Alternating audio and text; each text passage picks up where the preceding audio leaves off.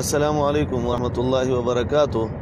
اوس لږ ساعت مخکې ما ته مردان د سبزی منډۍ تاجرانو طرف نه کال راغی چې میرا جسم میری مرضی والا زنانه چې دي هغه په مردان کې نن پریس کانفرنس کې یو غالبا د جلوس یستو اراده ده. پریس کانفرنس هر چاته حق دی او باز کار ځای کې کوي هغه خو د هر چا خپل کار دی، قانون مطابق ورته حق حاصل دی. خدا دې په کولا غوږونو واوري چې ګوره د ښځو جلوس د وربنډو ښځو جلوس به موږ مردان کې په هیڅ صورت اجازت نه ورکوو. انتظامیې ته مو وایو، حکومت ته مو وایو، که چېرې داسې اقدام وشو موږ به انشاءالله مزاحمت کوو.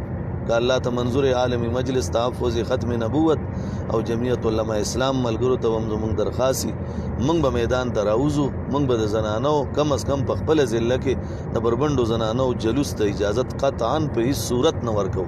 دا زما ټول ملګري د عالم مجلس چې دي چې څومره ته د آواز رسي هغه ځان سره کېدی که داسې څه خدا نه خواسته واقعه راغله اچانک به موږ ټولو ملګرو ته سوال جواب کوو. موږ به د ښځو بربنډ جلوس په مردان کې اجازت په هیڅ صورت چې هر څه پکې کېږي موږ پکې مرو اجازت به نه ورکوو.